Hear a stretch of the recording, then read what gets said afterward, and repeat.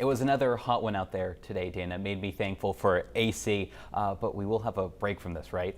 Absolutely. So we're going to have to deal with a cold front first, which can be a little bit tricky, but a relief from the heat and humidity is on its way in a pretty big way, actually. I'll talk about that more in just a minute, but outside right now, mostly clear skies. We did have a couple of high clouds streaming in, but otherwise a pretty warm night here. And we did have a couple of showers that came in through the mountains earlier, but they've sort of diminished as they lost their daytime heating effect. So most of us will be dry as we go into the overnight hours. Here's a better look at some of those storms moving through the Rangeley area, and you can see as we lost some of those red colors, the intensity of the rain has decreased.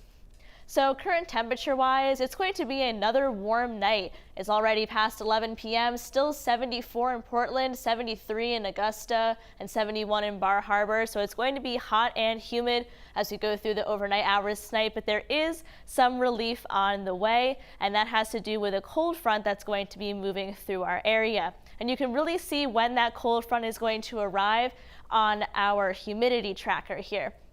So we spike up into the humidity just a little bit right before the front arrives, and take a look at that. It almost looks like a roller coaster heading down into the weekend. Dew points dropping well into comfortable levels, and even here bottoming out down into the 40s. So there is some relief on the way, but it's going to come at the cost of some rain.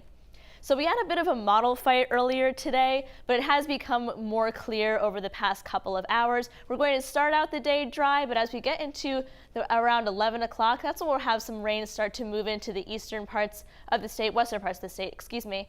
And then around 3 p.m. is really when we'll start to get some of those showers and storms overspreading the state. And as we go into around dinner time, that's when down east we'll get in on some of that rain. If you're going to be north of around the Millinocket area, you'll probably remain dry for most of the day. A couple scattered showers are likely.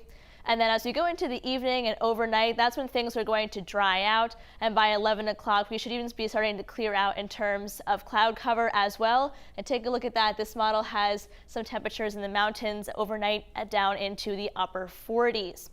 Then as we go into Sunday, that's when high pressure is going to be our friend, and we'll have plenty of sunshine, a couple of pop-up showers possible, but otherwise it will be dry. So if you're going to be going out on the water, seas 1 to 3 feet and the water at 65 degrees. So in terms of our 7-day forecast, Saturday is going to be a bit wet, especially as we go into the afternoon, but it'll start out the day dry. And then as we get into Sunday, once that cold front moves through, we're really going to take a back seat in terms of both temperature and humidity. Temperatures are going to drop to below average for this time of year, and those dew points will get down into the 50s, possibly even in the 40s. So it'll feel really crisp, especially in the mornings, with some places only in the middle 50s. So Alex, it is going to be a little bit wet as we go into Saturday, and it was surprising seeing that model fight so close, but I think it turned out to be a just okay Saturday. But at least we have Sunday is going to be a little bit nicer, and next week, a lot of sunshine to look forward to. Perfect. I'm excited to see that humidity go down. You and me both. Perfect. Thanks, Dana.